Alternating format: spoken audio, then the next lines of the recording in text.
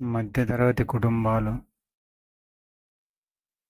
మధ్యతరగతిలో జరిగే మహాభారతం అని చెప్పొచ్చు.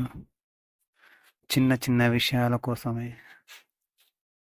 మహాభారతం లాంటి చిన్న కథలు జరుగుతూ ఉంటాయి మధ్యతరగతి కుటుంబంలో.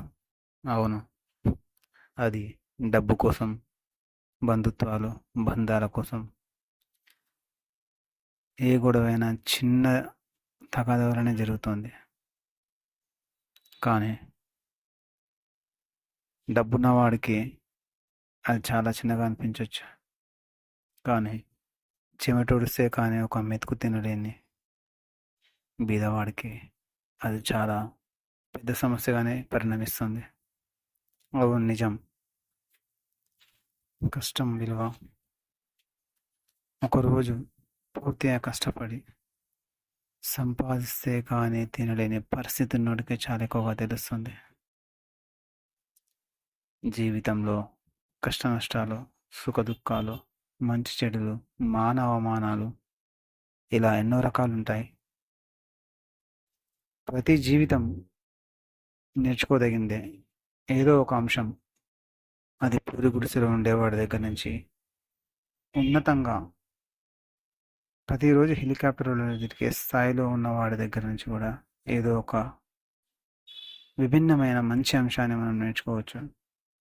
ఒక మనిషి ఎలా ఉండాలో, ఎలా ఉండకూడదో, అన్ని మనిషి జీవితాలను చదివితే, వారి గురించి తెలుసుకుంటే మనకు బోధపడుతుంది. విజయం సాధించిన వాడి నుంచి విజయం ఎలా సాధించాలో నువ్వు తెలుసుకుంటే, అపజయం సాధించిన వాడి నుంచి కూడా అపజయం రాకుండా ఏం చేయాలో తెలుసుకోవచ్చు. జయాపజయాలు రెండు ఒకటే.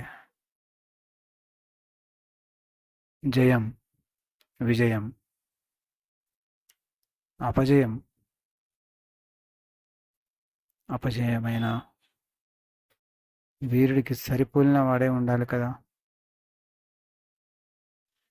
ఇద్దరు వీరుల మధ్య జరిగే